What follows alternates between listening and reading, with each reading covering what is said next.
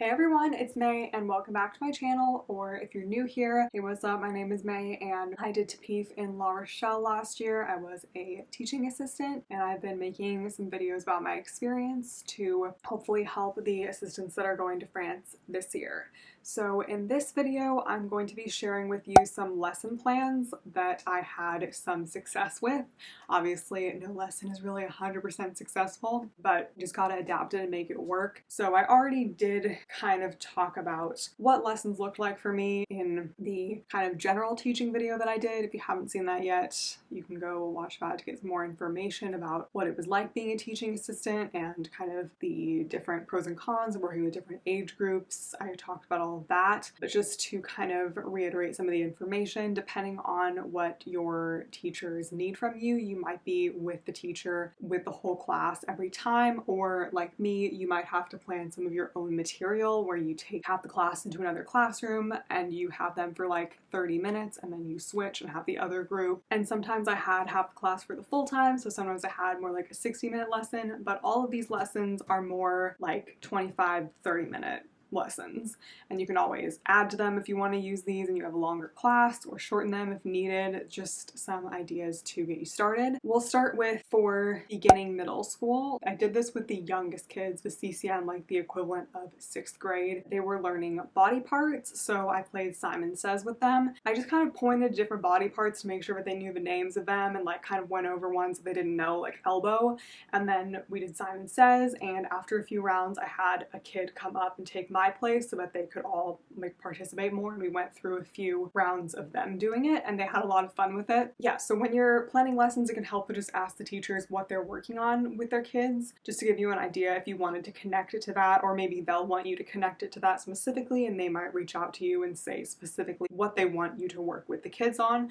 But the point is just to get them like interested in learning English and like to speak and participate. This is more of a warm-up than like a full-on lesson, but I had a lot of success with this with younger middle schoolers, especially kids who are really high energy and kind of have trouble sitting still. I would just crumple up a piece of paper, like scrap paper, into a ball and throw it to a student, and I'd write something on the board. For example, I like blank if they were learning about likes and dislikes, or maybe I can blank if they were learning that verb, and they'd have to say a sentence like I like pizza or I can swim, and then they toss it to another student and then they have to say a sentence. And so you can do this a few times, like you can replace it, you can say like I like, and then you can say I don't like and change what they have to say. But they thought it was really fun. So there's that one, and there's also, I just refer to it as the I like activity, but it's technically called Who's in Your Circle. I found it online. So what you do is you give all the students a piece of paper, just blank paper, and they draw 3 circles. So they draw a small circle and then 2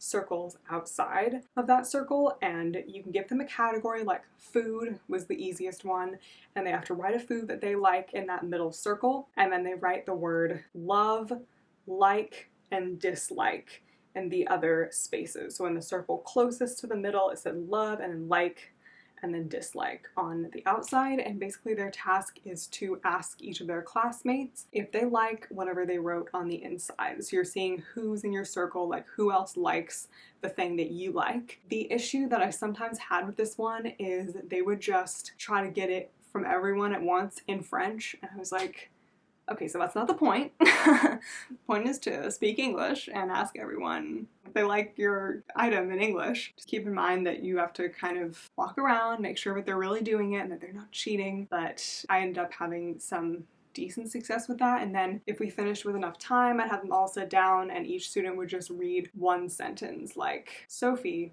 likes hamburgers. Next person, they could just choose a name and just make a sentence with it. I know that this sounds like it maybe wouldn't take the whole time, but believe me, it does. When you're trying to give instructions in English and demonstrate in English, it takes about 10 minutes just to explain the activity. So instructions are like gonna take up half the time for the little ones. Okay, so this really could be used for any level of middle school and it could just be adapted, but 20 questions, charades, Pictionary, describe something without saying the word, like they have a flashcard in front of them, or taboo, which would be for the more advanced kids, are all really fun ways for them to practice vocab. So if the teacher had some specific unit that they're doing with them, for example, jobs, like I did it for that. So you have a list of vocab that they know, and then you can just kind of plug it into any one of those things. I had a lot of success with 20 questions just writing random things on cards like raincoat, toothpaste, like whatever. And you can always Google ideas for it too. And then like one student comes up and everyone has to ask them questions, and then you can like split them into groups and have them do it that way. They had a lot of fun with that, and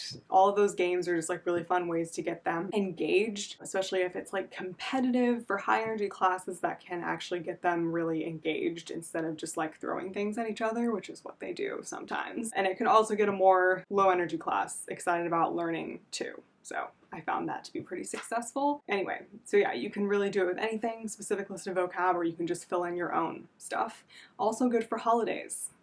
Fun if you teach them some vocab that has to do with Christmas, like maybe play a game with it. And then for more advanced middle school, I'm going to go ahead and record my screen so you guys can see these now, because it gets a little bit more complicated. So one thing I did was a game called Find Someone Who. I'm actually TEFL certified, and we did this in my TEFL class. This really only works if they've learned the present perfect tense, which is usually something they'll learn, I don't know, like in their second to last year of middle school maybe. I forget when they learn it. It kind of depends, but just ask the teacher if they know that tense, because it's a really hard tense for English language learners, at least French English language learners, because they don't really have the equivalent. So it wouldn't really be very productive if they didn't know it, but you can change it. It doesn't have to be, for this one it's present perfect, but you can also do one that's just like has a dog or something, like, or has brown hair. So it can definitely be adapted. But for this one, I did a present perfect version. And I wrote you can only use a classmate's name once, but you obviously can change that. I think I ended up having to cross that out for like half the classes because it was like not enough people when I had only half the class. But anyway, so I just had this list of like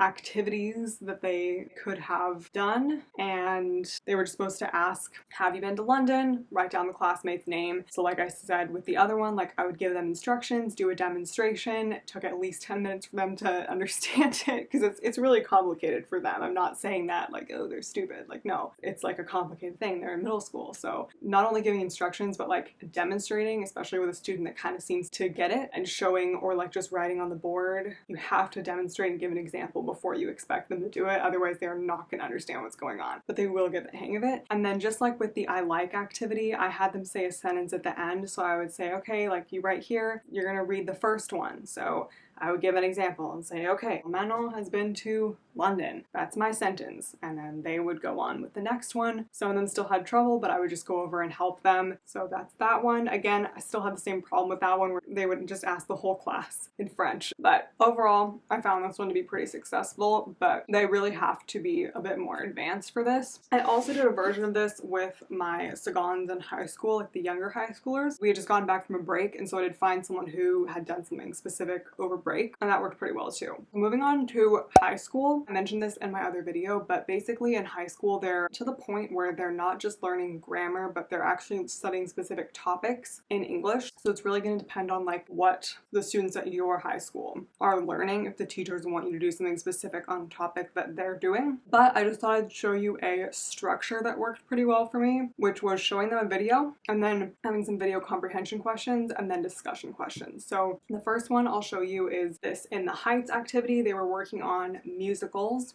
So yeah, we'll just do a PowerPoint. I decided to make a lesson on the song 96,000 from In the Heights. I'm a huge In the Heights fan. I also did a whole Hamilton lesson with some of the middle schoolers.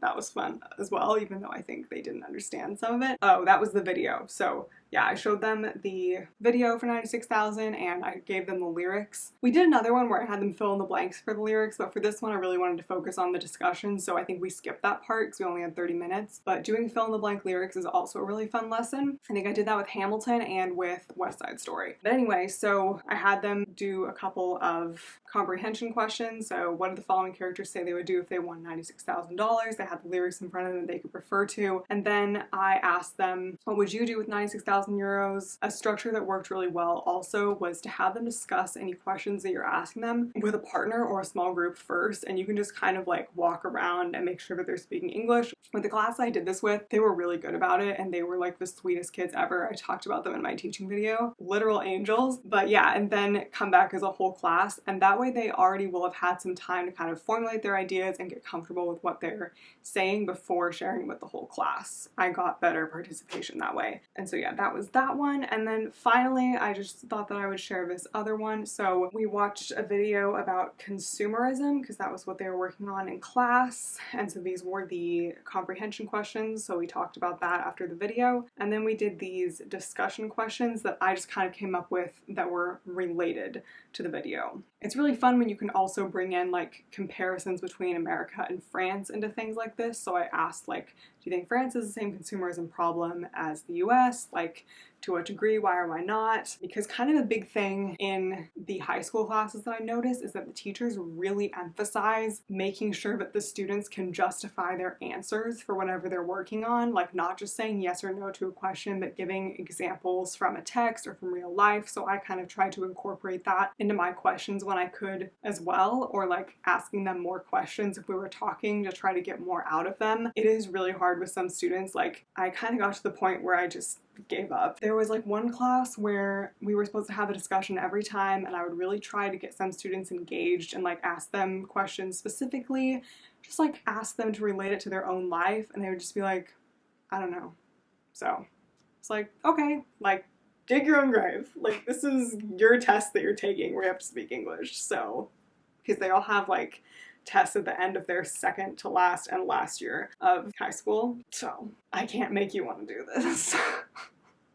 So anyway, that's a tangent. But anyway, so that's two of the lessons I used for high school, and I did a lot of other lessons that were very similar to that. So this may or may not be helpful because like I said, like you might not even have to prepare anything by yourself, but if you do, hopefully this gave you some ideas. Like I mentioned in my teaching video, ISL Collective has a lot of good worksheets, so if you're looking for worksheets to give your middle schoolers or whatever, definitely use that. Thank you guys so much for watching. If you have any questions or if you want me to send you the links to any of these, I don't really know how to do that. It's like it's a Google Doc, so like I don't know, but like I'm sure I can figure it out. Like if you want to drop your email address or whatever, I can send it to you if you want to use any of this, because I'm more than happy to share the wealth. Work smarter, not harder. I got a lot of my lessons from online, so let me know if you guys have any questions, and I hope you have a wonderful day or night whenever you're watching this, and I'm so excited for your Tapif journeys. Please share with me how it's going with your preparation and everything, and I wish you all the best. Bye!